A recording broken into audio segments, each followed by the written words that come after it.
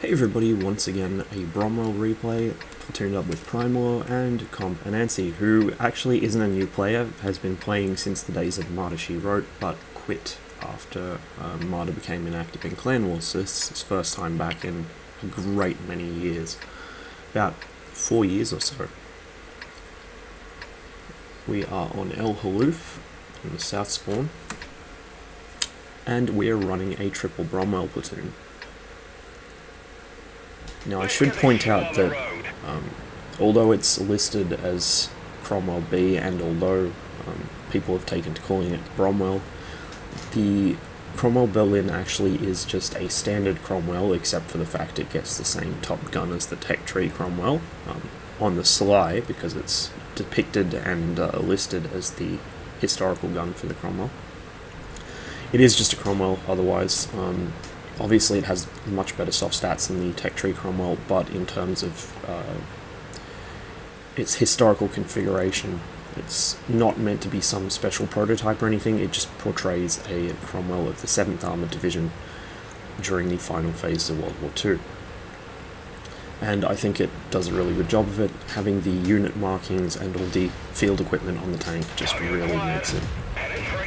Anyway, we managed to get into this position pretty quickly, and since the only thing spotted crossing that gap is an A43, I decide he's probably unsupported and I can probably afford to push him. The A43, while the person playing it is not particularly threatening, the A43 itself is a very strong tank and very good at dealing with Cromwells, and so getting rid of it in a hurry is a good thing for us. Fortunately, Comp and Nancy takes a massive hit from an SU-100Y posted up somewhere around C6. I carelessly threw away 3 hits worth of damage to the A43 and accidentally hit Primelaw's Bromwell there, but I think I bounced.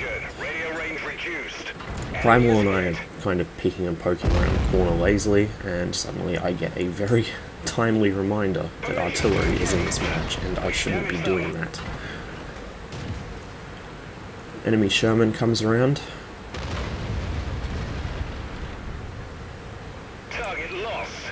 Myself and Primal turn to face the new threat, but he is dealt with by our artillery, which then frees me up to flank the enemy tank destroyers.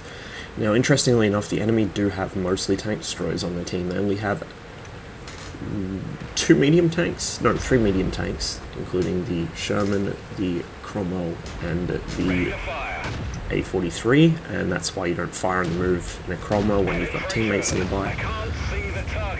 But the bulk of the enemy team is in fact tank destroyers. Now I can explain the 2 SU-100Ys. They were just given out for free to people recently as part of a mission completion reward. That's why we also have 2 of them, but I'm not sure why Matchmaker decided to throw all those other TDs on the same team. In any case, it's good news for us. Although TDs tend to be able to delete medium tanks in a hurry, they are a lot less mobile and a lot less able to deal with being flanked. If the enemy had more mediums or even more heavies, this would be more difficult. Primelaw and I work on getting this AT-7 out of the game.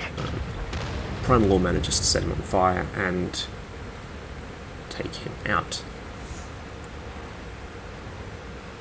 It's cleanup time now, although the enemy do still have a fair few tanks left on paper. In actual practice, they're spread out, they're not going to be able to do anything to stop us. Especially once Primelaw and I take out the T-37, which is really the only remaining big threat on this side of the map. The bathtub is hiding somewhere, and the Jagdpanzer 4 is AFK, and now dead. Enemy AMX-13F3 tries for the shotgun, and misses. GWP is double-tracked, and I presume him to be on reload, so I take a moment to stop and make sure I hit. Primelaw deals with the guerrilla, and then it's just the bathtub left to handle. Now, since the bathtub has never been spotted, it's a pretty safe assumption he's down in the southeast corner somewhere. And so that's where I head. Sure enough, there he is. One thing I should note is that the Bromwell gets an absolutely outstanding view range for its tier, and so optics are definitely the go on this thing. Target lost. I decided instead of pushing straight into his face, I'll try and flank around him.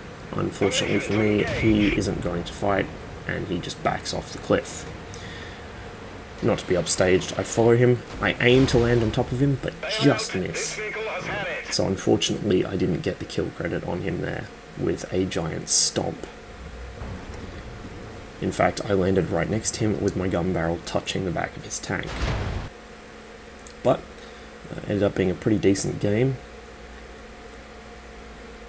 We got 9 kills between our platoon and managed to rough up the enemy team quite badly, and this is what happens when you have Bromwells in a match without many higher tier tanks. In fact, the only tier 7s on the enemy team were the AT7, who was an AT7, and that looks like an M30, no, sorry, T25-2.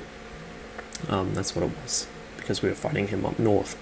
And so the T25-2 didn't even really get a chance to shoot at us because he was dealing with everything else, and the AT7 is an AT7. It's an immobile brick, and by the time we found it, it had no support, so it was dead anyway.